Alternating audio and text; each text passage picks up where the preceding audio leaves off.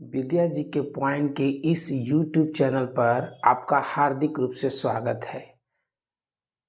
अभी कुछ खबरें ऐसी आ रही हैं कि मार्च अप्रैल तक 2 नोटिफिकेशन झारखंड में आ सकते हैं। इसकी उम्मीद की जा रही है। एक है झारखंड दरोगा और दूसरा है प्रखंड शिक्षा पदाधिकारी, जिसे ब्लॉक एजुकेशन ऑफिसर कहेंगे। और इन दोनों परीक्षाओं में सामान्य विज्ञान से 20 प्रश्न आ सकते हैं। अभी झारखंड CGL का जो एग्ज़ाम हुआ उसमें सामान्य विज्ञान से 20 प्रश्न आए थे।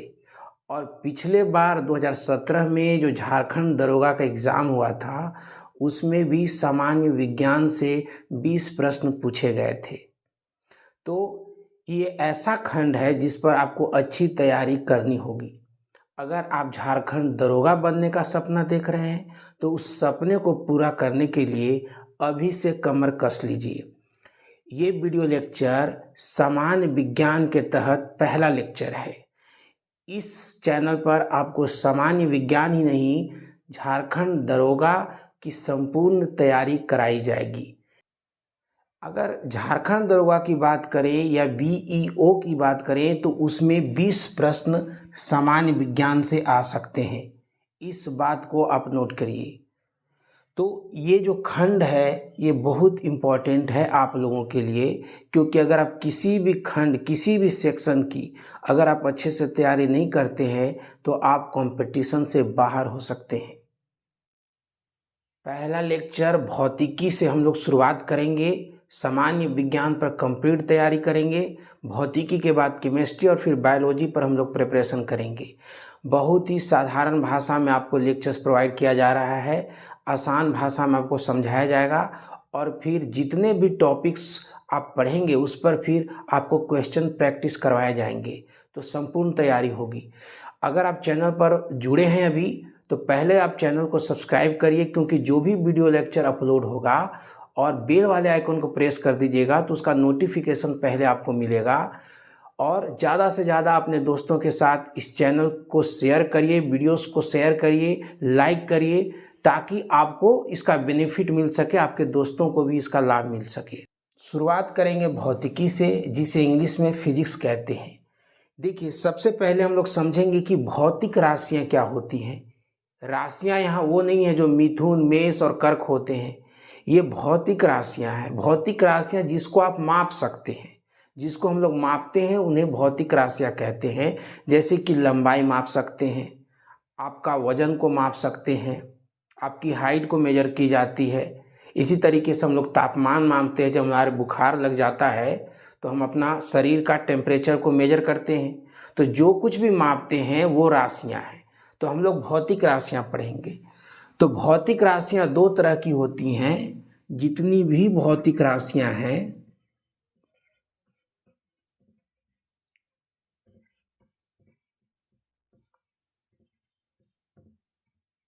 वो 2 तरह की हैं।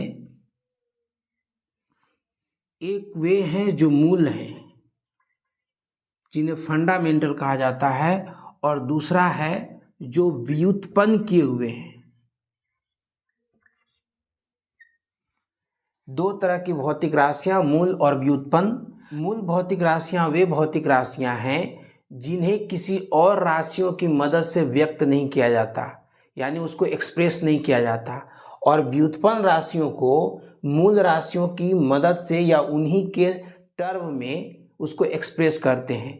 अब ये भाषा आपको समझ में अगर नहीं आ रही हो तो उदाहरण के माध्यम से समझते हैं। जैसे कि लंबाई, लंबाई जो है वो एक मूल राशि है। इसी तरीके से तापमान मूल राशि है। लेकिन अगर आपको क्षेत्रफल को बताना हो कि क्षेत्रफल किसी क्षेत्र का क्या है, अगर वो आयताकार क्षेत्र है तो हम कहते हैं कि लेंथ इनटू ब्रेथ उसका क्षेत्रफल हो जाएगा। तो यहाँ पर लेंथ क्या है, एक तरीके की लंबाई ही तो है, और ब्रेथ भी एक लंबाई है। इसी तरीके से हम वॉल्यूम को length into breadth into height लिखते हैं। तो देखिए, क्षेत्रफल जो है वह एक व्युत्पन्न राशि है। इसी तरीके से अगर फिजिक्स में ही बात करेंगे तो वेग हम लोग पढ़ेंगे या चाल जिसको हम कहेंगे, आगे जाकर उसके बीच के डिफरेंस को भी समझेंगे। तो वेग को लिखते हैं हम लोग विस्थापन बटा समय लिखते हैं। और विस्थापन एक लंबाई है और समय तो समय है। तो समय देखिए मूल राशि है और विस्थापन जो एक लंबाई का ही रूप है।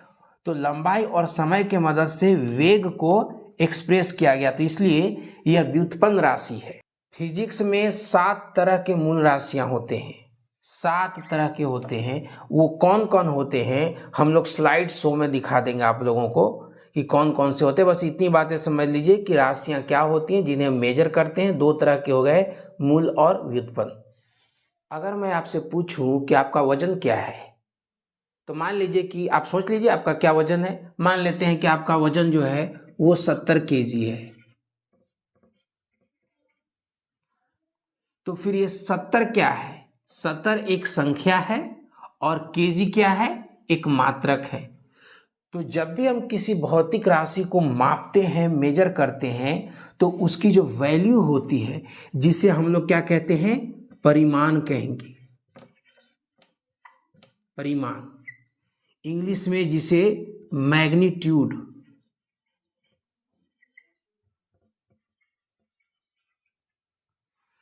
तो परिमाण या मैग्नीट्यूड में क्या होता है? एक संख्या होती है और मात्रक होता है उसके साथ। अभी मैं आपसे पूछूं कि आपकी हाइट क्या है, तो मान लीजिए कि आपकी हाइट जो है 170 सेंटीमीटर है। तो यहाँ पर देखिए फिर से एक नंबर आ गया और साथ में एक यूनिट आ गया, मात्रक आ गया। मात्रक क्या है? जिसमें हम उस राशि को मेजर कर रहे हैं। हाइट को किस में मेजर कर रहे हैं? सेंटीमीटर में मेजर कर रहे हैं। तो यहाँ पर सेंटीमीटर मात्रक है और उसके साथ एक संख्या है। तो ये होता है परिमाण। अब बात करते हैं मात्रक की।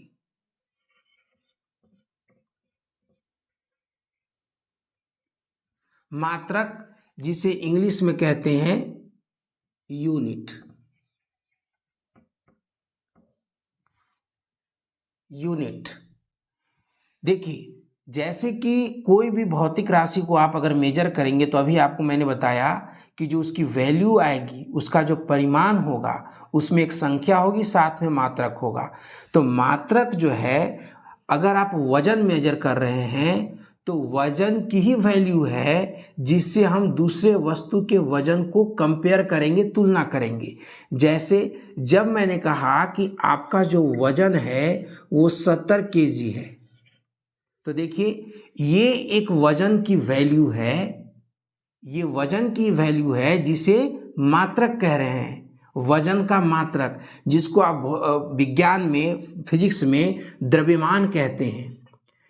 हम लोग जो आम भाषा में जिसे वजन कहते हैं उसी को द्रव्यमान कहा जाता है, इंग्लिश में जिसे हम लोग मास कहते हैं। तो द्रव्यमान या मास की ये वैल्यू है। तो जो केजी है वो द्रव्यमान का मात्रक है, यानी द्रव्यमान को हम लोग केजी में मेजर कर रहे हैं। ठीक है, तो जो केजी है वो द्रव्यमान की ही एक ऐसी वैल्यू है जिससे हम आपके वजन को कंपेयर किया तो पता चला कि जो द्रव्यमान का मात्रक केजी है उससे 70 गुना आपका वजन है। ठीक है, जब हमने हाइट आपका मेजर किया था तो वो आया था 170 सेंटीमीटर। तो इसका मतलब है कि जो आपकी हाइट है 1 सेंटीमीटर का 170 गुना है। तो जो सेंटीमीटर है वो हाइट की एक मात्रक हो गई जिससे हम आपके हाइट को कंपेयर कर रहे हैं।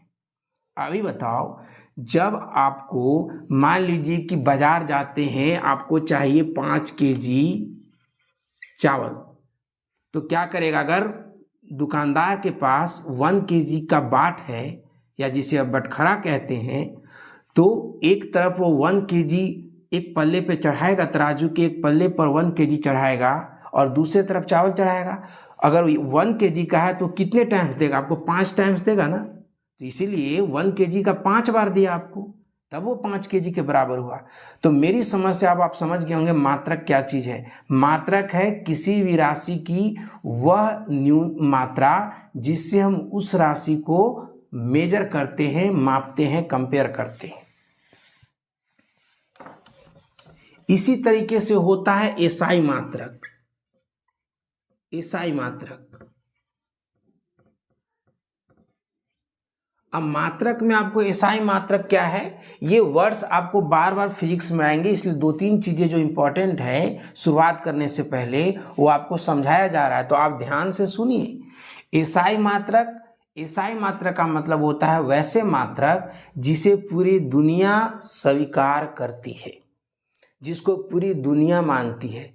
जैसे अभी हमने देखा कि वजन को केजी में मापा, जिसे हम द्रव्यमान कहते हैं, तो द्रव्यमान का जो मात्रक है एसआई मात्रक वो क्या है, केजी है। इसी तरीके से जैसे मैंने अभी बताया था आपको कि फिजिक्स में 7 भौतिक राशियां होती हैं जिन्हें मूल कहा जाता है, मूल भौतिक राशियां। तो क्या क्या हैं, जैसे कि लेंथ है, तो लेंथ की जो एसआई मात्रक है वो मीटर है, लेकिन आप जानते हैं कि हम लेंथ को सेंटीमीटर, किलोमीटर में भी मेजर करते हैं, डेसीमीटर में भी मेजर करते हैं, फीट में भी मेजर करते हैं। लेकिन जब आपसे एसआई मात्रक के एग्जाम में पूछा जाएगा तो आपका उत्तर मीटर होगा। इसी तरीके से जो मास यानी कि द्रव्यमान का जो मात्रक है वो केजी है। कौन सा मात्रक, एसआई मात्रक की बात कर रहा हूं। इसी तरीके से अगर टेम्परेचर की बात करेंगे, तापमान की, तो इसका एसआई मात्रक होता है केल्विन। ठीक है। उसके बाद जो इलेक्ट्रिसिटी है, जो विद्युत धारा है, इलेक्ट्रिसिटी, इलेक्ट्रिक करंट जो है, इसका जो एसआई मात्रक होता है वो एम्पियर होता है। टाइम का जो मात्रक होता है एसआई वो सेकेंड होता है। इसी तरीके से लुमिनस इंटेंसिटी होता है, लुमिनस इंटेंसिटी देखेंगे आगे क्या चीज है, इसका होता है कैंडेला। कैंडेला 6 हो गए, और एक होता है पदार्थ की मात्रा, अमाउंट ऑफ सबस्टांस। ठीक है, अमाउंट ऑफ सबस्टांस, इसका जो होता है मोल होता है, मोल।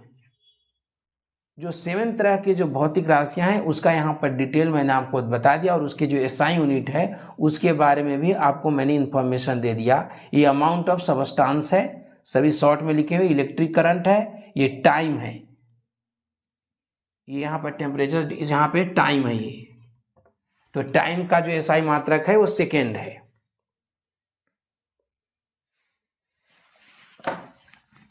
सभी को आप इसको वीडियो को पॉज करके आप नोट डाउन कर सकते हैं। शॉर्ट नोट्स आपके पास होने चाहिए ताकि लगातार आप रिवीजन करते रहें। अब इतनी सारे बेसिक चीज़ों को समझने के बाद अब हम लोग शुरुआत करेंगे। जो पहला जो हम लोग कॉन्सेप्ट पढ़ेंगे वो है गति,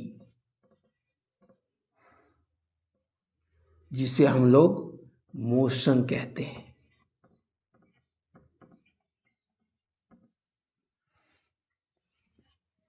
कोई वस्तु गति में है या रुकी हुई है, इस चीज़ से तो आपको कोई दिक्कत नहीं है, तो आप समझते ही हैं।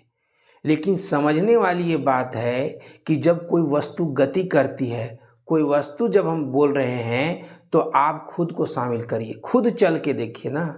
तो जब आप चलते हैं तो क्या करते हैं, समय के साथ आप अपना स्थान बदलते हैं, तभी तो कहेंगे कि आप चल रहे हैं।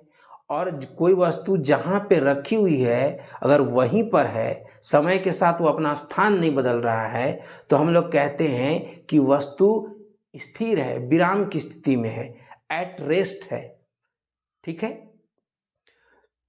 लेकिन अब मैं आपसे पूछ रहा हूं कि जब आप बस में सफर करते हैं और थोड़ी देर के लिए आप खिड़की से बाहर देखते हैं, तो कुछ समय के बाद आपको ऐसा लगता है कि बाहर की चीजें पीछे की ओर जा रही हैं और बस रुकी हुई है, ऐसा फील होता है।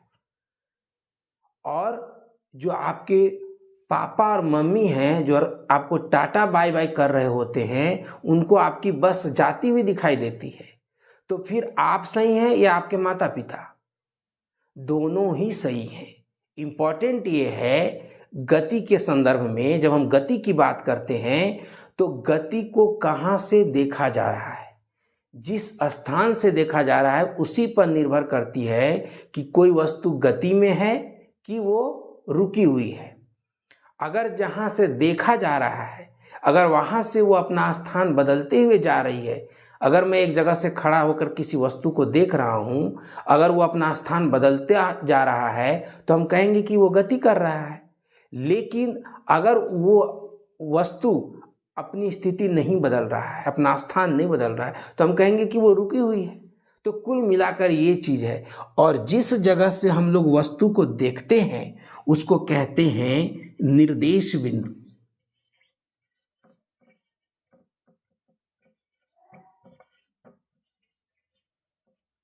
या इसी को कहते हैं संदर्भ बिंदु।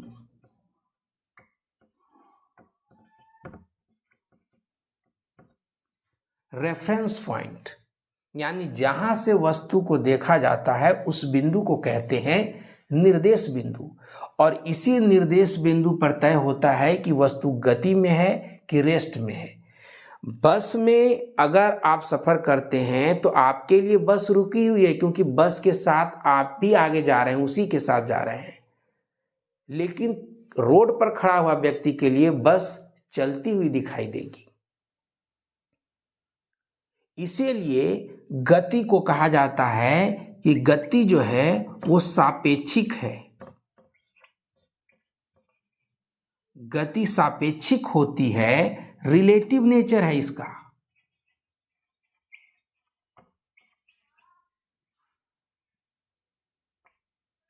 तो एक कॉन्सेप्ट आपके दिमाग में पूरी तरीके से बैठ जानी चाहिए कि गति सापेक्षिक होती है। अभी हमने कहा कि गति में स्थिति परिवर्तन होता है। तो देखिए, आपने एक्स वाई एक्सिस के बारे में सुना होगा, जेड एक्सिस के बारे में सुना होगा। अगर नहीं सुना है तो अभी देख लीजिए। देखिए क्या होता है,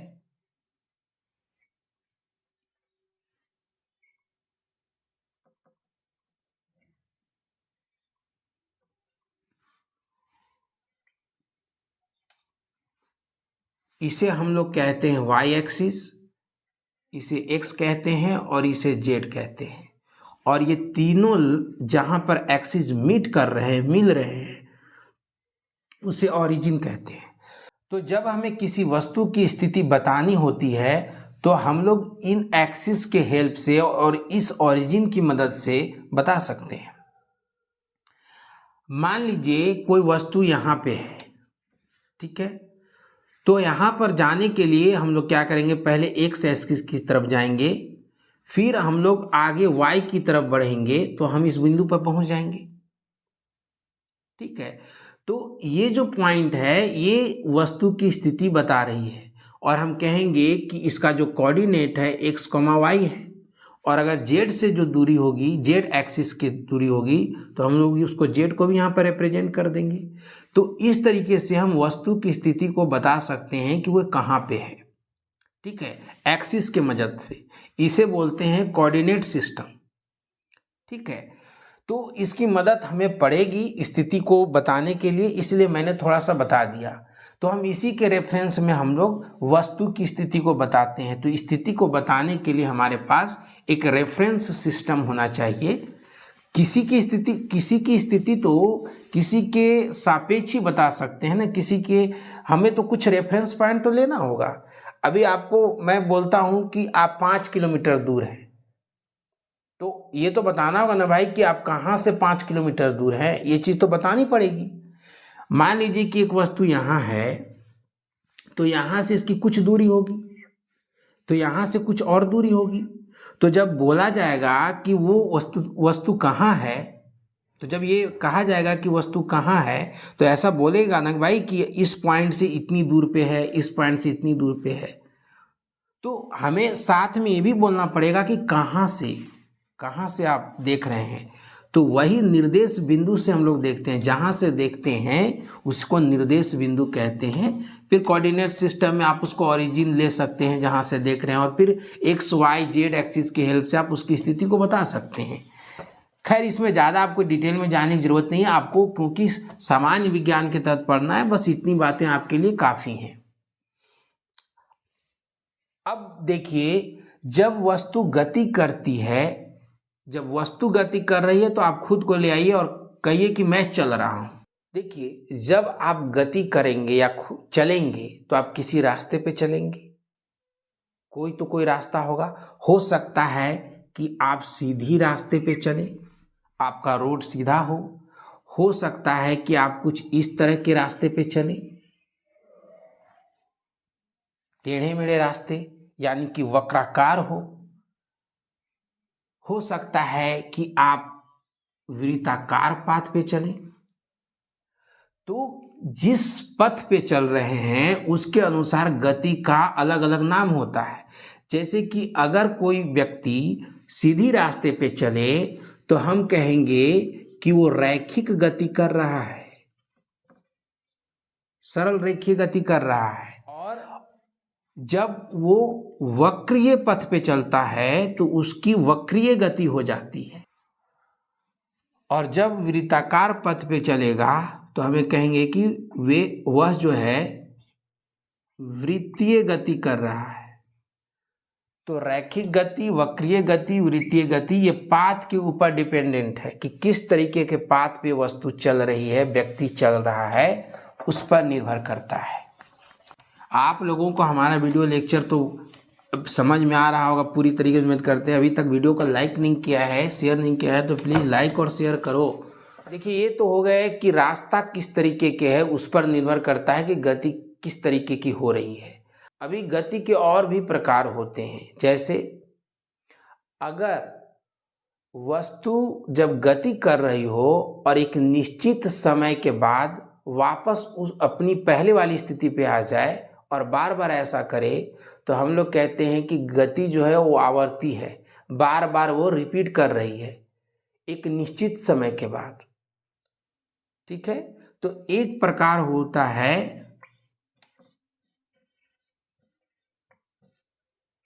आवर्ती गति का, पीरियोडिक मोशन।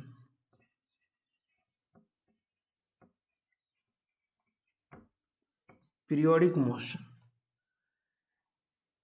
इसी तरीके से जब वस्तु एक पॉइंट के आगे पीछे गति करती है, इस तरीके से, जैसा कि आपने लोलक में देखा है, सरल लोलक, इस तरीके से एक वस्तु लटकी होती है और फिर ऐसे ऐसे अगर ये गति करे तो ये सरल लोलक है।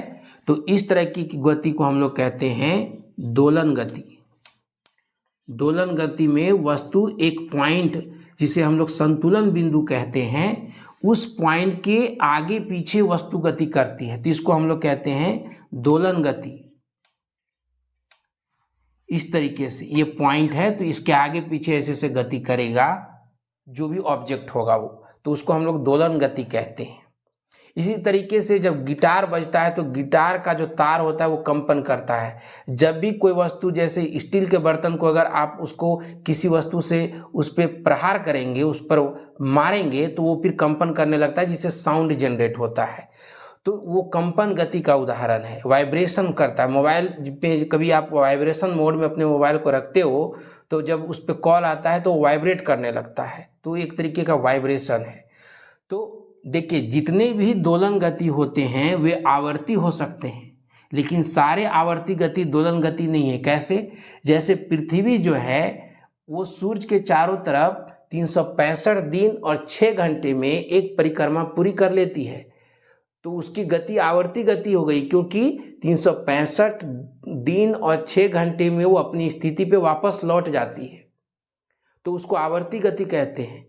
आवर्ती गति में स्थिति दोबारा वही आ जाती है एक निश्चित समय के बाद, जो यहाँ पर 365 दिन और 6 घंटा है पृथ्वी के लिए। इसी तरीके से पृथ्वी जो है अपने अक्ष पे घूर्णन करती है, रोटेशनल मोशन करती है।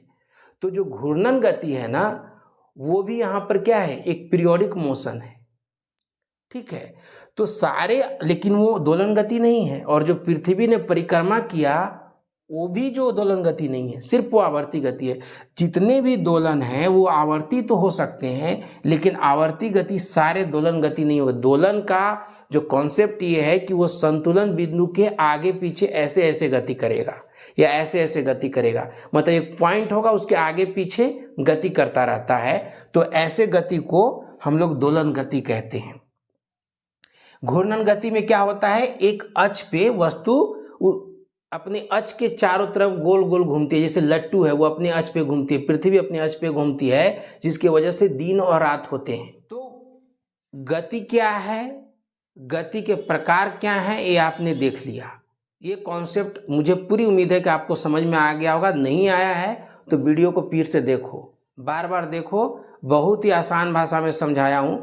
फिर भी तुम्हें दिक्कत है आप लोगों को, तो आप कमेंट बॉक्स में कमेंट कर सकते हो कि क्या प्रॉब्लम है, पर्सनली आपको हम हेल्प करूँगा।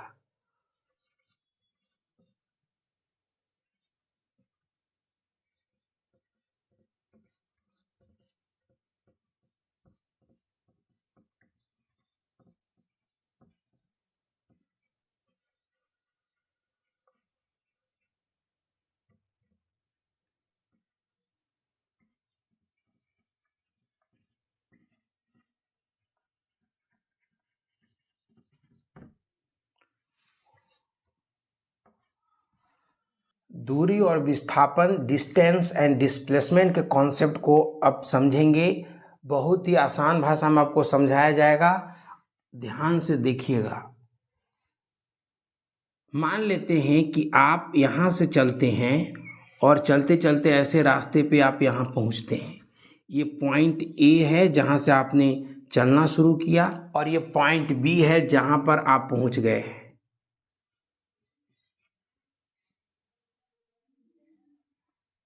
ए से चलना शुरू किया है ना, और बी पे पहुंचे हैं, तो ए जहां से चलते हैं उसको क्या कहेंगे, प्रारंभिक बिंदु।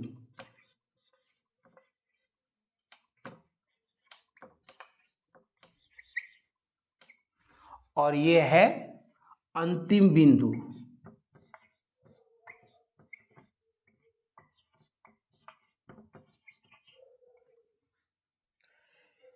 आप इस रास्ते पे होके गए हो ना, तो आपके रास्ते की कुछ तो लंबाई होगी, तो जो रास्ते की लंबाई है वही दूरी है।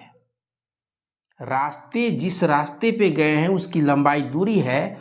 और अगर आप प्रारंभिक बिंदु को अंतिम बिंदु से आप एक सीधी रेखा से मिला दो, तो इस सीधी रेखा की जो लंबाई होगी उसे कहेंगे विस्थापन, यानी कि डिस्प्लेसमेंट। और ये क्या है, दूरी है। तो रास्ते की लंबाई दूरी होती है, और प्रारंभिक बिंदु से अंतिम बिंदु तक जो एक सीधी लाइन खींची जाती है उसकी लंबाई को हम लोग कहते हैं विस्थापन। यानी कि ये प्रारंभिक बिंदु से अंतिम बिंदु के बीच न्यूनतम दूरी है। इससे शॉर्टेस्ट रास्ता नहीं हो सकता। ये शॉर्टेस्ट डिस्टेंस है प्रारंभिक स्थिति और अंतिम स्थिति के बीच। यानी कि अगर ए से बी जाना है तो इससे छोटा रास्ता आपको नहीं मिल सकता, ये सबसे छोटा रास्ता है। यानी कि विस्थापन सबसे छोटी दूरी है प्रारंभिक स्थिति और अंतिम स्थिति के बीच। तो ये कॉन्सेप्ट आपके दिमाग में पूरी तरीके से क्लियर होना चाहिए। देखिए, जब हमने भौतिक राशियां पढ़ा था तो भौतिक राशियों में हमने मूल राशि और व्युत्पन्न राशि के बारे में पढ़ा। राशियों के और भी प्रकार हो सकते हैं, उनको और भी तरीके से हम वर्गीकृत कर सकते हैं। जैसे एक होता है अदिश। भौतिक राशियां जितने भी होते हैं या तो अदिश हो सकते हैं या सदिश हो सकते हैं। अदिश को इंग्लिश में स्केलर कहते हैं, स्केलर, और इसे वेक्टर कहते हैं। देखिए, जितनी भी भौतिक राशियां जिनके पास दिशा भी होती है, जिसका डायरेक्शन भी होता है, जैसे जब कोई वस्तु गति करेगी या आप जब चलते हैं तो किसी दिशा में जाएंगे ना, किसी तो डायरेक्शन में जाएंगे, उत्तर में जाएं, पूर्व में जाएं, पश्चिम में जाएं, उत्तर पश्चिम में जाएं, इस तरीके से किसी न किसी डायरेक्शन में तो जा रहे होंगे। तो गति की दिशा होती है, ठीक है। तो ऐसी राशियां जिनके पास दिशा भी होती है वैल्यू के साथ, अभी हमने परिमाण के बारे में बताया था आपको कि उसमें एक नंबर होता है और उसके साथ एक मात्रक होगा, तो वो भौतिक राशि का परिमाण हो गया। तो जो भौतिक राशि के पास केवल परिमाण होता है उसे कहते हैं अदिश राशि, और वैसी भौतिक राशियां जिनके पास परिमाण और दिशा दोनों हो उसे सदिश राशि कहते हैं, वेक्टर क्वांटिटी कहते हैं। तो जो विस्थापन है इसका डायरेक्शन होता है, इसके पास दिशा होती है, इसलिए ये एक सदिश राशि है और इसकी दिशा हमेशा प्रारंभिक बिंदु से अंतिम बिंदु की तरफ होता है। यानी प्रारंभिक बिंदु ए है और बी इसकी अंतिम बिंदु है, तो ए से बी की तरफ विस्थापन का डायरेक्शन होगा, इसकी दिशा ए से बी होगी, ठीक है, हमेशा ऑलवेज। और जब भी विस्थापन निकालना हो, अगर एक रास्ता पर चला हुआ है ऑब्जेक्ट, तो आप क्या करिए, प्रारंभिक बिंदु को अंतिम बिंदु से मिला दीजिए सीधी लाइन से, उसके डिस्टेंस को, उसके लेंथ को मेजर कर लीजिए, तो आपको विस्थापन मिल जाएगा। और दूरी निकालना हो तो जिस एक्चुअल रास्ते पे जो गया, जिस पाथ पे चल के गया है, उस रास्ते की लंबाई को मेजर कर दीजिए तो आपको दूरी मिल जाएगी। और दूरी जो है एक अदिश राशि है। विस्थापन सदिश है जबकि दूरी क्या है, एक अदिश राशि है। ये आपका सदिश हो जाएगा। इतनी बातें आप नोट करिए, वीडियो को पॉज कर लीजिए और इसको नोट करिए। मान लो ये एक सीधा रास्ता है जिस पर आप चल रहे हो, आप यहाँ पर हो अभी, ठीक है, यहाँ से आपने चलना शुरू किया है और मान लेते हैं आप इधर चलकर यहाँ गए और इस पॉइंट को हम नाम देते हैं ए, ठीक है। फिर और यहाँ से यहाँ तक की दूरी है, मान लेते हैं 4 मीटर, ठीक है। उसके बाद आप वापस लौटते हो, ठीक है, और यहाँ पर आ जाते हो।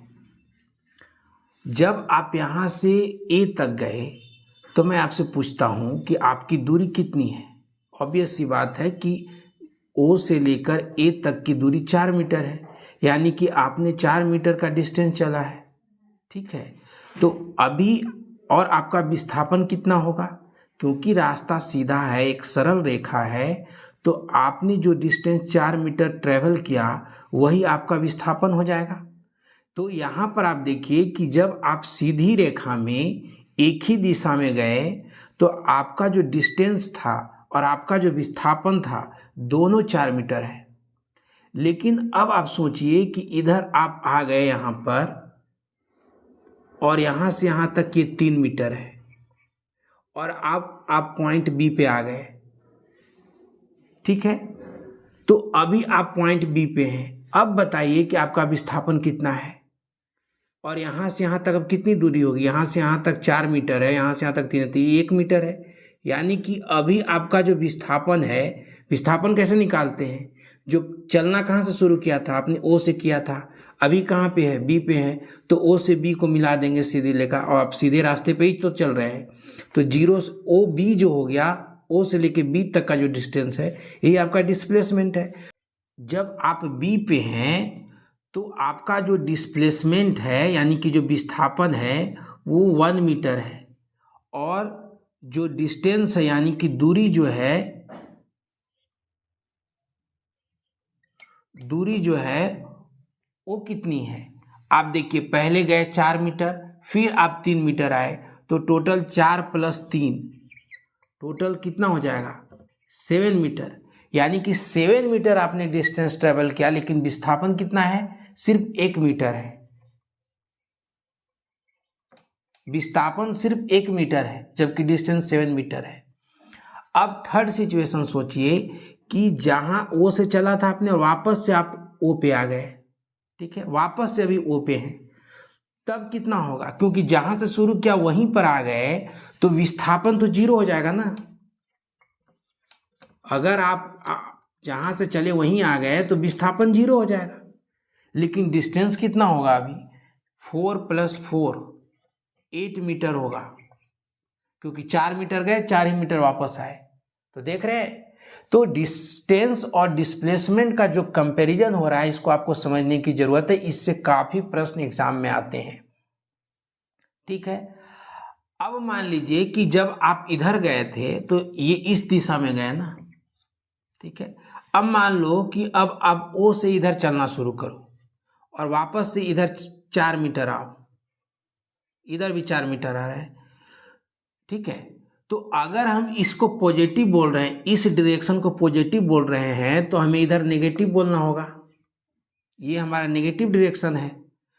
तो अगर इधर गए 0 से ओ गए तो डिस्प्लेसमेंट +4 मीटर था, लेकिन जब 0 से हम इधर आ रहे हैं, ओ से जब इधर आ गए, मान लेते हैं ये पॉइंट सी है, तो डिस्प्लेसमेंट जो होगा वो -4 मीटर होगा। याद रखिएगा, क्योंकि मैंने कहा कि विस्थापन एक सदिश राशि है, इसके पास दिशा होती है। तो क्योंकि इस दिशा को अगर आप पॉजिटिव बोल रहे हैं तो इधर का डिस्प्लेसमेंट है +4 मीटर, लेकिन इधर का जो डिस्प्लेसमेंट है वो -4 मीटर होगा। ये +4 मीटर इधर के लिए। अगर आप इसे पॉजिटिव बोल दें, इधर आप इसको अगर नेगेटिव लेते हैं, आपकी मर्जी है, आप किसी को भी नेगेटिव ले सकते हैं। इधर आप नेगेटिव लेते हैं तो फिर इधर पॉजिटिव लेना होगा, तो फिर ये पॉजिटिव हो जाएगा और ये नेगेटिव हो जाएगा, ये डिस्प्लेसमेंट नेगेटिव हो जाएगा। अब यहाँ पर +4 और -4 का मतलब ये नहीं है कि -4 जो है वो +4 से छोटा है। +4 मीटर जो है वो -4 मीटर से बड़ा नहीं है। ये प्लस और माइनस सिर्फ डायरेक्शन के वजह से आया है कि एक जो है वो दूसरे के विपरीत है। मतलब अगर एक डिस्प्लेसमेंट, एक विस्थापन इस दिशा में है तो दूसरा इस दिशा में है, अपोजिट है। सिर्फ प्लस और माइनस का यही मतलब होता है। जितनी भी सदिश राशियां पढ़ेंगे ना उसमें प्लस और माइनस आएंगे, और वहां पर प्लस और माइनस सिर्फ इसलिए आते हैं क्योंकि एक दूसरे की विपरीत दिशा में है वो। इसका मतलब ये नहीं है कि एक की वैल्यू दूसरे से छोटी है। यहाँ पर +4 मीटर का डिस्प्लेसमेंट और -4 मीटर का डिस्प्लेसमेंट दोनों वैल्यू में बराबर है, कोई बड़ा और कोई छोटा नहीं है। सिर्फ प्लस और माइनस ये इंडिकेट कर रहा है कि दोनों डिस्प्लेसमेंट, दोनों जो विस्थापन है वो विपरीत दिशा में है। समझ गए? तो क्या क्या मिला हमें? जो दूरी है, दूरी ऑलवेज पॉजिटिव होगा, ऑलवेज पॉजिटिव। हमेशा यह क्या होगा? धनात्मक होगा, हमेशा धनात्मक होगा। ये नेगेटिव नहीं होता है क्योंकि ये एक अदिश राशि है। ठीक है, ऑलवेज पॉजिटिव। लेकिन विस्थापन जो है यानी कि जो डिस्प्लेसमेंट है वो क्या होगा? वो पॉजिटिव भी हो सकता है, नेगेटिव भी हो सकता है, दोनों हो सकता है, पॉजिटिव और नेगेटिव दोनों हो सकता है।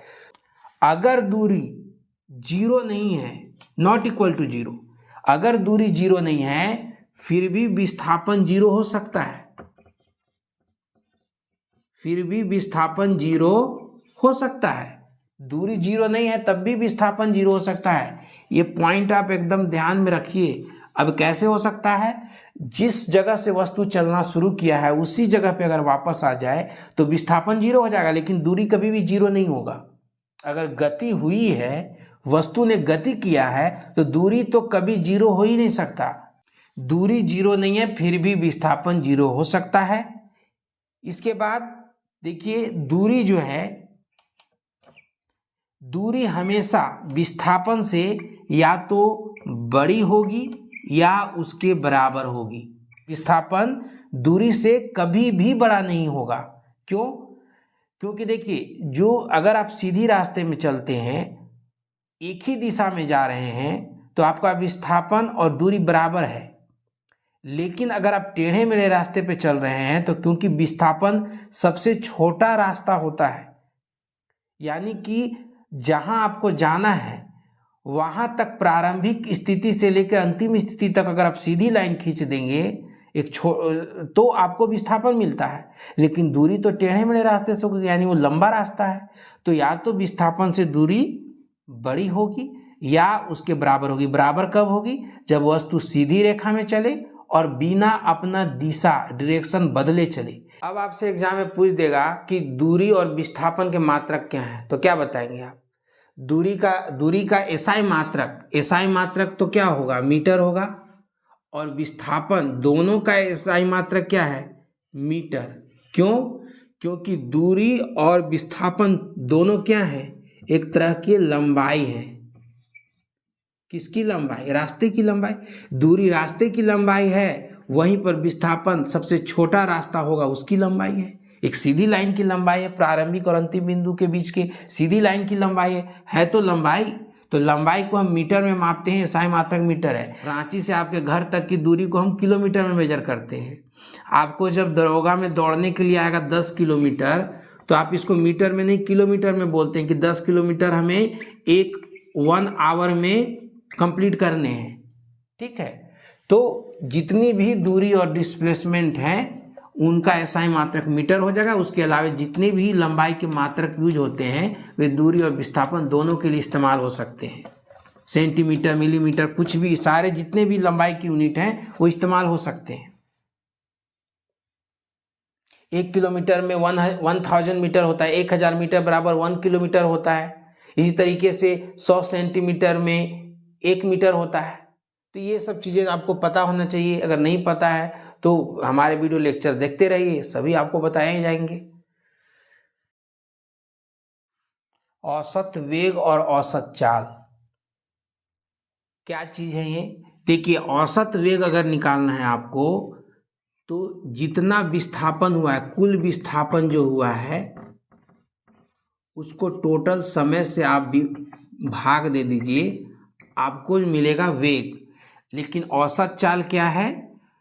कुल दूरी यानी जो रास्ते की लंबाई है, कुल दूरी बटा जो कुल समय है, इससे आप उसको विभाजित कर दीजिए तो आपको औसत चाल मिल जाएगी। तो औसत वेग और औसत चाल के डिफरेंस को समझिए। विस्थापन बटा समय है औसत वेग, और दूरी बटा समय है औसत चाल, और दोनों की यूनिट क्या होगी? मीटर पर सेकेंड, क्योंकि समय का जो एसआई यूनिट है वो सेकेंड है, और जो विस्थापन है और जो दूरी है उसकी एसआई मात्रक क्या है? मीटर है। तो ऊपर मीटर है, नीचे सेकेंड है, तो मीटर बटा सेकेंड। मीटर पर सेकेंड को ऐसे ही तो लिखते हैं, मीटर बटा सेकेंड। ये अभी आपको हमने बताया था औसत वेग, औसत चाल। अभी बताइए, विस्थापन एक सदिश राशि है, तो सदिश को जब एक अदिश राशि, जो समय है एक अदिश राशि है, तो जब सदिश को अदिश राशि से भाग देते हैं तो हमें जो मिलेगा वो भी एक सदिश राशि होगा। ठीक है, तो वेग एक सदिश राशि है। इसी तरीके से दूरी क्योंकि अदिश राशि है, समय भी अदिश है, तो चाल भी एक अदिश राशि है। तो वेग सदिश है जबकि चाल अदिश है। ये कैसा है? ये सदिश है वेग, और ये आपका अदिश है। ठीक है, अभी बताओ, हमने उदाहरण लिया था जब दूरी और विस्थापन बता रहे थे। आप यहाँ पर थे और यहाँ पर मान लो आप चले गए, ए पॉइंट पे चले गए। ठीक है, और ये यहाँ पर एक पॉइंट सी है और यहाँ पर एक पॉइंट बी है। ठीक है, तो जब आप यहाँ से यहाँ गए तो क्योंकि दूरी और विस्थापन बराबर है तो चाल और वेग भी बराबर होगा या नहीं होगा? होगा। जब विस्थापन बराबर है दूरी के, तब चाल और वेग भी तो बराबर होंगे, क्योंकि समय तो दोनों के लिए एक ही है। आप जब यहाँ से यहाँ गए तो आपका विस्थापन क्या हुआ, आपकी दूरी क्या हुई, और फिर आपका समय तो दोनों के लिए बराबर है, तो विस्थापन और दूरी बराबर है। जब यहाँ वापस आए तो हमारा विस्थापन कम हो गया, विस्थापन सिर्फ इतना है लेकिन दूरी, पहले यहाँ गए फिर यहाँ आए। ठीक है, तो अभी चाल और वेग क्या है? औसत चाल और वेग अलग अलग होंगे ना, और वेग की दिशा क्या हो जाएगी? जो विस्थापन की दिशा है। तो विस्थापन की दिशा प्रारंभिक से अंतिम बिंदु की तरफ होती है, तो वेग की भी दिशा किधर होगी? इधर होगी। लेकिन जब आप यहाँ आए पॉइंट सी पे, तो अभी आपका विस्थापन किधर हो गया? विस्थापन इधर हो गया, तो वेग भी इधर ही होगा। ठीक है, विस्थापन वेग दो एक ही दिशा में होंगे, जिधर विस्थापन होगा उधर ही वेग क्या होगा? वेग और विस्थापन की दिशा तो एक ही होगी ना। ठीक है, क्योंकि विस्थापन बटा समय है। अब यहाँ देखो, जब यहाँ से आप यहाँ आए तो चाल जो है और विस्थापन फिर से बराबर है वैल्यू में। लेकिन आप सोचो कि यहाँ से चले थे, यहाँ गए और फिर यहीं आ गए, तो विस्थापन जीरो है। इसका मतलब कि वेग भी जीरो है, क्योंकि विस्थापन बटा समय जीरो है ना। तो विस्थापन जो है जब जीरो होगा तो वेग भी जीरो होगा। तो अगर वस्तु जहाँ से चले वहीं पर वापस हो जाए तो विस्थापन और वेग, औसत वेग जीरो होंगे, औसत वेग जीरो होंगे, है ना। क्योंकि देखिए, जब आप इस रास्ते पे जाएंगे, अब मैं आपसे पूछूं कि जब आप जा रहे थे तो इस टाइम पे कितना वेग था, तो इस पर्टिकुलर टाइम पर वेग जीरो नहीं था, ठीक है। इस पर्टिकुलर टाइम पर तो वेग और चाल बराबर थे, क्योंकि एक ही दिशा में जा रहे हैं, सीधी रेखा में एक ही दिशा में जा रहे हैं, ठीक है। तो वेग हर एक समय पर वेग जीरो नहीं है। कौन सा जीरो है? औसत वेग जीरो है। जहां से चले वहीं वापस आ जाए तो औसत वेग जीरो हो जाएगा, क्योंकि जो विस्थापन होगा वो जीरो हो जाएगा, ठीक है। देखिए, एक होता है तात्क्षणिक वेग, तात्क्षणिक वेग और या तात्क्षणिक चाल। जिस तरीके से हमने औसत वेग और औसत चाल पढ़ा, इसी तरीके से होता है तात्क्षणिक वेग और तात्क्षणिक चाल, जिसे इंग्लिश में कहते हैं इंस्टेंटेनियस वेलोसिटी, और यह है इंस्टेंटेनियस स्पीड। इंस्टेंटेनियस,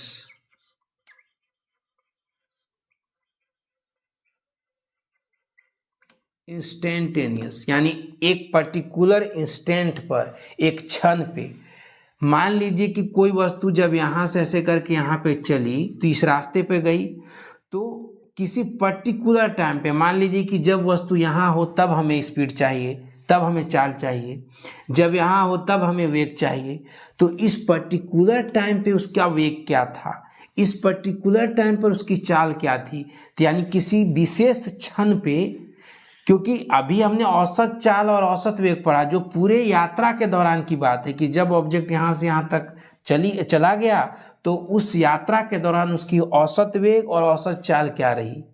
लेकिन उसकी तो हर एक समय पर अलग अलग चाल रही होगी, क्योंकि वो एक समान स्पीड से अगर नहीं जा रही है, एक समान चाल से वस्तु नहीं गई है, तो हर एक समय पर तो उसकी चाल अलग अलग होगी, हर एक समय पर उसकी वेग अलग होगी। तो इसका मतलब ये है कि हमें पर्टिकुलर किसी टाइम पे जो हमको वेग और चाल निकालने हैं वो तात्क्षणिक वेग और चाल कहलाएंगे। मान लीजिए कि जब ऑब्जेक्ट यहाँ है, ठीक है, तो उस समय हमें वेग चाहिए तो उसे तात्क्षणिक वेग बोलेंगे, और उस समय के चाल को हम लोग तात्क्षणिक चाल बोलेंगे, ठीक है ना, किसी पर्टिकुलर टाइम पे, ठीक है। और याद रखिएगा, जो तात्क्षणिक वेग है और तात्क्षणिक चाल है ये हमेशा बराबर होते हैं, ये अलग अलग नहीं होते हैं। औसत चाल, जिस तरीके से हमने कहा था कि दूरी जो है वो विस्थापन से या तो बड़ी होगी या तो उसके बराबर होगी, तो उसी तरीके से क्योंकि चाल जो है वो दूरी बटा समय है, तो औसत चाल भी क्या है, औसत चाल और औसत वेग में क्या संबंध होगा। औसत चाल जो है वो हमेशा या तो औसत वेग से बड़ी होगी या उसके बराबर होगी, ये संबंध आपको पता होना चाहिए। इसी तरीके से हमने पढ़ा था कि दूरी जो है हमेशा क्या है, पॉजिटिव है, लेकिन जो विस्थापन है, विस्थापन नेगेटिव भी है पॉजिटिव भी है। तो इसी तरीके से वेग नेगेटिव भी हो सकती है और पॉजिटिव भी हो सकती है, चाल हमेशा पॉजिटिव होगी क्योंकि दूरी पॉजिटिव है, ठीक है। फिर हमने एक कॉन्सेप्ट और पढ़ा था कि जब दूरी जीरो नहीं है, दूरी अगर जीरो नहीं हो तब भी विस्थापन जीरो हो सकता है। तो जब विस्थापन जीरो हो सकता है तो औसत वेग भी तो जीरो हो सकती है, क्योंकि विस्थापन बटा समय होता है, समय तो जीरो होगा नहीं, समय तो हमेशा आगे बढ़ते रहता है, समय कभी रुकता है क्या, समय हमेशा आगे बढ़ते रहता है। तो विस्थापन जीरो है तो वेग जीरो हो जाएगा, औसत वेग। औसत वेग औसत चाल के बराबर तभी होगी जब वस्तु सीधी रेखा में चले और एक ही दिशा में चले, अपनी दिशा ना बदले, चलने की दिशा नहीं बदलनी चाहिए, तभी औसत चाल और औसत वेग बराबर हो सकते हैं। ठीक है, लेकिन तात्क्षणिक वेग और तात्क्षणिक चाल हमेशा बराबर होंगे, क्योंकि आप ही बताओ, जब इस समय वस्तु यहाँ पर है तो यहाँ पर उसकी चाल, यहाँ पर उसका विस्थापन और जो दूरी है वो तो बराबर है, क्योंकि बहुत छोटा समय है ना, ये किसी पर्टिकुलर समय की बात हो रही है। तो विस्थापन जो है इस समय के लिए, वही उसके लिए क्या है, दूरी है, क्योंकि इस समय की सिर्फ बात हो रही है, यहाँ से यहाँ तक की बात नहीं हो रही है। ये मत समझ लेना कि यहाँ से चल के यहाँ गया तब नहीं। जब वस्तु यहाँ पर हो, मान लो इस पोजीशन पर हो, तो इस पोजीशन पर जब होगी तो वस्तु का जो, ये तो इतना छोटा समय है, किसी पर्टिकुलर, मान लीजिए 5वें सेकेंड पर यहाँ पर है, तो 5वें सेकेंड पर उसका विस्थापन और उसकी दूरी तो बराबर है, क्योंकि यहाँ जो एकदम छोटा सा होगा तो लगभग सीधी लाइन के बराबर है, तो दूरी और विस्थापन बराबर हो जाता है वहाँ पे, तो इसीलिए वेग और चाल भी बराबर हो जाएंगे। तो तात्क्षणिक वेग, किसी पर्टिकुलर समय पे चाल और वेग दोनों बराबर होते हैं, याद रखिएगा। अब जब वस्तु एक समान चाल से जब वस्तु किसी रास्ते पे चलती है तो हमको उसको क्या कहेंगे, एक समान गति कहेंगे, कि वस्तु एक समान गति से चल रही है। अगर पूरे यात्रा में, मान लो यहाँ से यहाँ गया और इस यात्रा में वो लगातार एक ही स्पीड से चली, मतलब बराबर समय अंतराल पर बराबर दूरी चले, हर एक 5 सेकेंड में सेम दूरी चले, हर एक 10 सेकेंड में सेम दूरी चले, तो हम कहेंगे कि वस्तु एक समान गति कर रही है। ठीक है, तो जब गति एक समान होगी तो उस समय क्या होगा, औसत चाल जो है, औसत चाल वो तात्क्षणिक चाल के बराबर होगी कि नहीं होगी, तात्क्षणिक चाल औसत चाल के बराबर, क्योंकि ये जो औसत चाल है वो अभी क्या है, तात्क्षणिक चाल, यानी कि एक समान गति से चल रही है, तो हर समय तो उसकी स्पीड बराबर है, तो चाहे आप औसत निकाल लीजिए चाहे तात्क्षणिक निकालिए, वो तो हमेशा एक ही होगी ना। तो तात्क्षणिक और औसत चाल कब बराबर होंगे, जब गति एक समान हो, औसत वेग और औसत तात्क्षणिक वेग भी बराबर होंगे एक समान गति में। तो एक समान अगर वस्तु की गति हो तो औसत चाल या तात्क्षणिक चाल के बराबर होते हैं, और औसत वेग जो है वो तात्क्षणिक वेग के बराबर होंगे। ये कॉन्सेप्ट क्लियर होनी चाहिए आपके माइंड में बिल्कुल अच्छे तरीके से। वेग आप समझ चुके हैं, तो जब वेग समझ चुके हैं तो वेग के पास क्या होता है, परिमाण भी होता है, क्योंकि वेग एक सदिश राशि है तो इसके पास परिमाण भी है, इसके पास दिशा भी है। तो जब वेग परिवर्तन की बात हो रही हो तो या तो उसका परिमाण बदल सकता है तब भी वेग बदल जाएगा, अगर उसकी दिशा बदल जाए तो भी वेग बदल जाएगा, या दोनों बदल जाए तब भी वेग में परिवर्तन होगा। और वेग में परिवर्तन की दर को कहते हैं त्वरण। वेग में परिवर्तन और जितना समय में ये परिवर्तन हुआ है उससे अगर आप विभाजित कर देंगे, भाग दे देंगे, तो आपको मिलेगा त्वरण, जिसको इंग्लिश में एक्सेलरेशन कहते हैं। तो वेग में परिवर्तन पर यूनिट टाइम, इकाई समय में वेग में जितना परिवर्तन होता है उसे त्वरण कहते हैं, एक्सेलरेशन कहते हैं। क्योंकि वेग एक सदिश राशि है तो वेग में परिवर्तन भी तो सदिश राशि होगा। वेग में परिवर्तन एक सदिश राशि है तो त्वरण कैसा है, ये भी एक सदिश राशि है।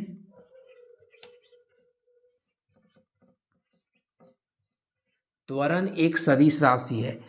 अभी बताइए वेग की यूनिट क्या होती है, वेग की यूनिट होती है मीटर पर सेकेंड, तो वेग में परिवर्तन की यूनिट मीटर पर सेकेंड ही होगा ना। जैसे अगर आपका वजन और आपके भाई का वजन का अंतर निकालेंगे तो वो भी तो केजी में होगा ना। तो उसी तरीके से वेग में परिवर्तन का जो मात्रक होगा वो मीटर पर सेकेंड होगा, और समय का होता है सेकेंड, तो क्या हो जाएगा मीटर पर सेकेंड स्क्वायर। मीटर पर सेकेंड स्क्वायर हो जाएगा। कैसे होता है, सेकेंड के नीचे 1 कर देंगे तो मीटर बटा सेकेंड, ये मीटर बटा सेकेंड है, और फिर 1 ऊपर चला जाएगा तो ये गुना में आ जाता है। तो देखिए मीटर पर सेकेंड स्क्वायर हो गया। तो त्वरण की जो यूनिट है वो मीटर पर सेकेंड स्क्वायर है, याद रखिएगा। तात्क्षणिक त्वरण, इंस्टेंटेनियस एक्सेलरेशन, ये क्या होता है, जिस तरीके से किसी पर्टिकुलर क्षण पे हमने वेग और चाल देखा, उसी तरीके से एक विशेष क्षण पे किसी पर्टिकुलर टाइम पे, जैसे कि मान लीजिए कि अगर यात्रा कर रहा हो, है ना, कोई ऑब्जेक्ट, कोई वस्तु चल रही है, मान लीजिए कार है, तो किसी रास्ते में किसी विशेष समय पर उसकी स्पीड क्या है तो तात्क्षणिक चाल कहलाएगी। किसी विशेष समय पे उसकी वेग क्या है तो उसको तात्क्षणिक वेग कहेंगे। उसी तरीके से किसी पर्टिकुलर टाइम पे कि विशेष क्षण पे, किसी एक क्षण पे उसका त्वरण क्या है वही तात्क्षणिक त्वरण कहलाएगा। ठीक है, तो औसत त्वरण हमने देख लिया। औसत त्वरण, जो औसत है वो किसी एक समय अवधि के लिए निकाला जाता है। ठीक है, अगर एक समय अवधि है, एक समय अंतराल है बड़ा सा, तो उस समय अवधि के लिए निकाला जाता है, तो उसको क्या कहते हैं, औसत। चाहे वो औसत चाल हो, औसत वेग हो, चाहे औसत त्वरण हो।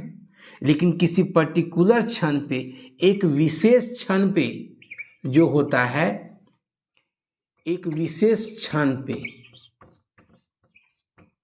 वो क्या होता है, तात्क्षणिक होता है। एक विशेष क्षण पे निकालते हैं उसको, तात्क्षणिक को। तो तात्क्षणिक मतलब एक विशेष क्षण पे क्या उसका त्वरण है, क्या उसका वेग है, तो तात्क्षणिक वेग। ठीक है, तो मेरी समझ से अब आपको तात्क्षणिक और औसत में जो अंतर है वो समझ में आ गया होगा। आपेक्षिक वेग, जिसे इंग्लिश में कहते हैं रिलेटिव वेलोसिटी।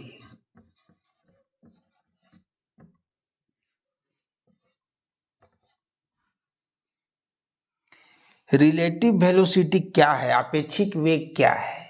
देखिए, आपेक्षिक वेग कहने का मतलब होता है, आप जानते हैं कि गति जो है वो हमेशा सापेक्षिक होती है।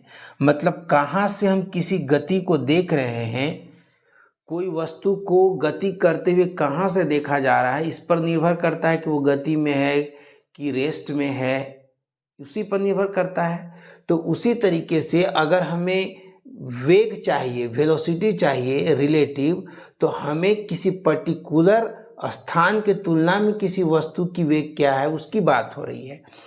जैसे मान लेते हैं कि एक व्यक्ति यहाँ खड़ा है ग्राउंड पे, और यहाँ से देख रहा है कि कोई कार जो है वो जा रही है, ये कार जो है आगे बढ़ रही है। तो और ये ग्राउंड पे जो है ये व्यक्ति रेस्ट में है, खड़ा होकर देख रहा है। तो अगर इसकी मान लीजिए कि इधर जो स्पीड है इसकी 20 किलोमीटर पर आवर है, तो इस व्यक्ति के तुलना में बस की स्पीड क्या है या वेलोसिटी क्या है, 20 किलोमीटर आवर इस दिशा में। ठीक है, लेकिन अब मान लीजिए कि ये व्यक्ति चलना शुरू किया और इसकी जो स्पीड है वो 5 किलोमीटर पर आवर है। तो अब व्यक्ति जो है वो 5 किलोमीटर पर आवर से मान लीजिए जाना शुरू किया बस के पीछे पीछे।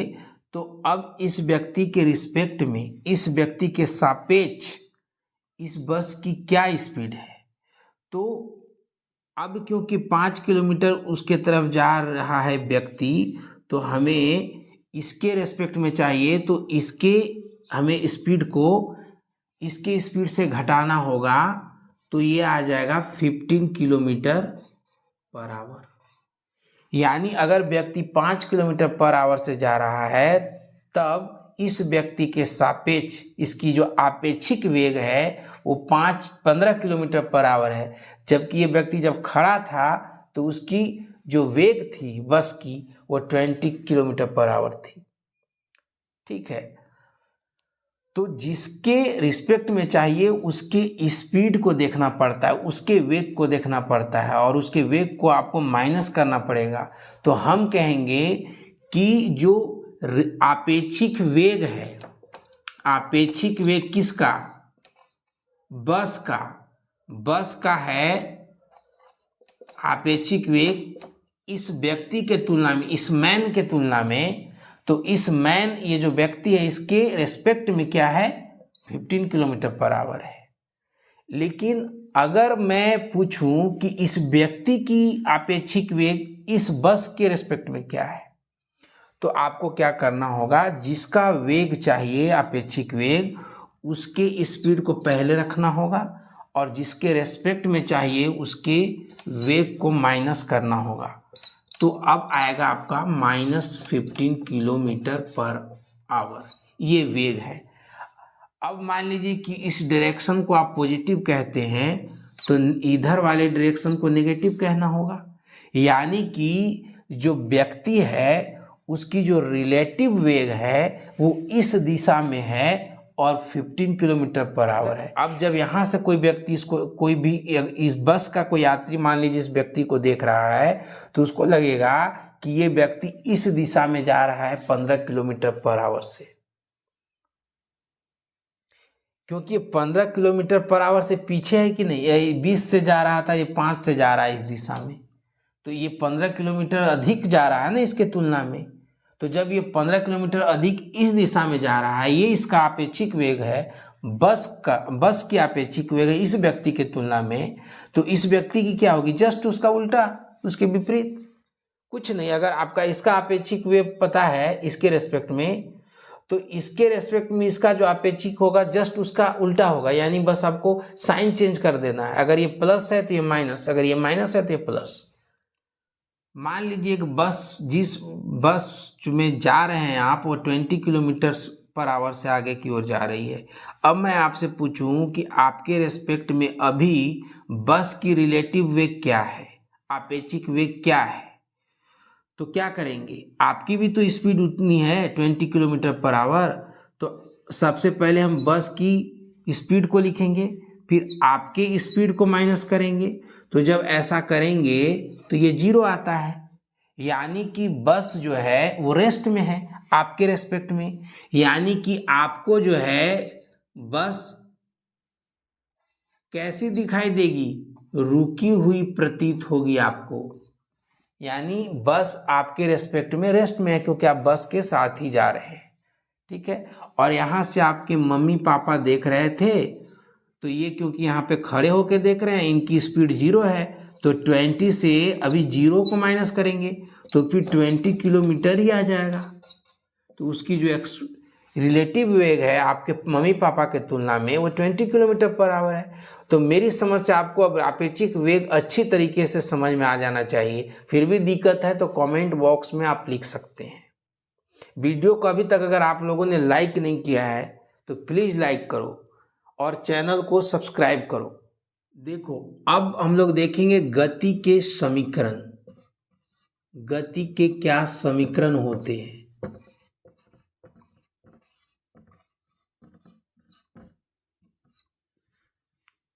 ये जो गति के समीकरण हैं वो 3 होते हैं। ये तभी लागू होते हैं जब ऑब्जेक्ट सरल रेखीय गति करे, यानी कि सीधी रेखा में अगर ऑब्जेक्ट चल रहा है, सरल रेखीय गति कर रही है वस्तु, और एक समान त्वरण है, यानी कि उसका जो त्वरण है वो कांस्टेंट होना चाहिए। तो अगर वस्तु एक समान त्वरण से चल रही हो और सरल रेखा में चल रही हो तो 3 इक्वेशन होते हैं जिसको आप अप्लाई कर सकते हैं। मान लेते हैं वस्तु सीधी रेखा में चल रही है और यहाँ A से चलना शुरू किया और यहाँ B तक पहुँच गया, ठीक है। तो जब उसने चलना शुरू किया तो उसकी मान लेते हैं प्रारंभिक उसकी वेग है, वेग बोल लीजिए, स्पीड बोल लीजिए, क्योंकि वस्तु सीधी रेखा में चल रही है और इस दिशा में चल रही है। तो प्रारंभिक वेग मान लेते हैं जिसको हम लोग u कह रहे हैं। प्रारंभिक वेग क्या है? u। और जो एक समान त्वरण से अगर ऑब्जेक्ट चल रहा है, एक समान त्वरण जिसको हम लोग a कह रहे हैं उसको a कह रहे हैं, एक समान त्वरण को a कह रहे हैं, ठीक है। और मान लीजिए जो इस यहाँ पर जब वो पहुंचा तो उसका जो अंतिम वेग है, अंतिम वेग वह है v, अंतिम वेग है v। और ये जो सीधी लाइन है इसकी लंबाई है d, यानी कि यही इसका डिस्प्लेसमेंट और डिस्टेंस है। ठीक है, और मान लेते हैं कि जब चलना शुरू किया तो उस समय t कितना है, 0 है, समय 0 है। और जब यहाँ पहुँचा t टाइम पे, है ना, t टाइम पे पहुँचा b पे। तो 3 इक्वेशन होते हैं जिसको आप अप्लाई कर सकते हैं निकालने के लिए, कोई एक 4 मालूम हो और एक मालूम ना हो। तो क्या होता है, पहला इक्वेशन है कि जो अंतिम वेग है v इज इक्वल टू क्या होगा, u प्लस at, जहाँ पर v फाइनल स्पीड है, अंतिम वेग, u प्रारंभिक वेग है, a एक समान त्वरण है, कांस्टेंट त्वरण है, और t समय है। फिर दूसरा इक्वेशन है कि d यानी कि डिस्प्लेसमेंट इक्वल टू क्या होगा, u इंटू t, प्रारंभिक स्पीड इंटू समय, plus half a t square. यहाँ पर a क्या है, एक समान त्वरण और समय का स्क्वायर।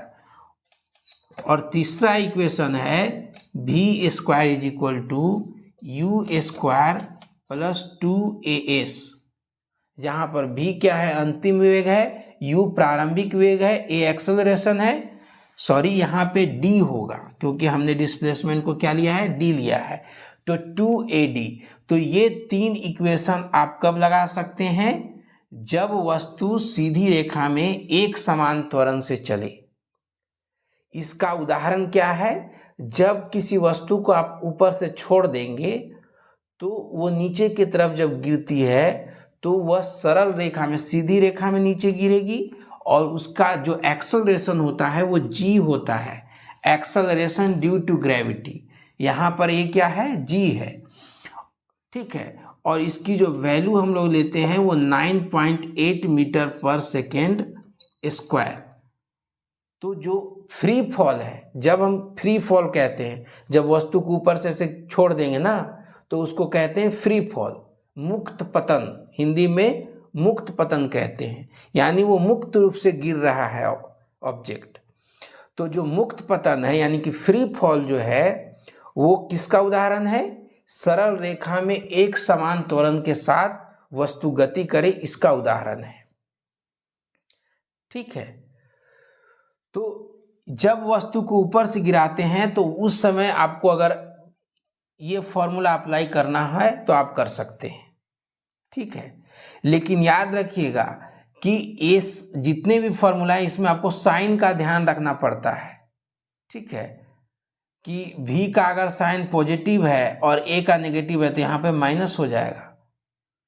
देखिए, जब वह ऑब्जेक्ट किसी वृत्त में गति करता है, यानी कोई वस्तु जब एक वृत्त में चलती है तो उसको बोलते हैं वृत्तीय गति। ठीक है, तो मान लीजिए कि एक वृत्त है जिसका जो रेडियस है यानी कि त्रिज्या है वो r है। ठीक है, और इसमें जो ऑब्जेक्ट है वो v स्पीड से चक्कर लगा रही है। ठीक है, तो v स्पीड से जो चक्कर लगा रही है वो v क्या है, एक समान है, मतलब कि इसकी जो स्पीड है वो जब इस पे चक्कर लगा रही है तो हर जगह पे क्या है, v है। ठीक है, तो जब ये चक्कर लगाता है ऑब्जेक्ट v स्पीड के साथ तो हम कहते हैं कि ये एक समान वृत्तीय गति कर रहा है, क्योंकि इसकी स्पीड क्या है, एक समान है, तो ये एक समान वृत्तीय गति कर रहा है।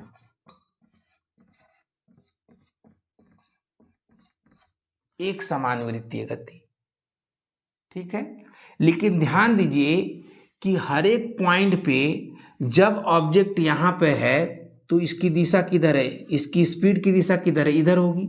जब ये यहाँ पर होगी तो इसकी दिशा इधर होगी, और जब यहाँ पर होगी वस्तु तो इधर होगी उसकी स्पीड की दिशा। तो देख रहे हैं हर एक पॉइंट पर इसकी भी स्पीड क्या है, उसकी दिशा बदल रही है, यानी वेग की दिशा बदल रही है। तो हमने कहा था कि वेग में परिवर्तन को त्वरण कहते हैं। तो वेग में यहाँ तो वेग का परिमाण तो सेम है, मैग्नीट्यूड नहीं बदल रहा है, हमेशा भी है, लेकिन वेग की दिशा हमेशा बदल रही है, हर एक पॉइंट पर उसकी दिशा बदल रही है। तो जब दिशा बदल रही है तो त्वरण तो होगा। वेग में परिवर्तन का मतलब है उसकी दिशा में भी परिवर्तन, दिशा बदल रही है। जब एक समान विद्युतीय गति कर रहा है ऑब्जेक्ट तो वेग की दिशा बदल रही है, तो वेग की दिशा के बदलने के कारण इसका त्वरण होगा। ठीक है, तो ये जो त्वरण है वो कितना होता है, उसकी दिशा क्या होती है वो अभी देखेंगे। तो जो एक समान वृत्तीय गति है ये त्वरित गति का उदाहरण है, याद रखिएगा। जो एक समान वृत्तीय गति है ये त्वरित गति का उदाहरण होता है। ठीक है, यानी जब वस्तु एक समान वृत्तीय गति करती है तो उसमें त्वरण होता है। ठीक है।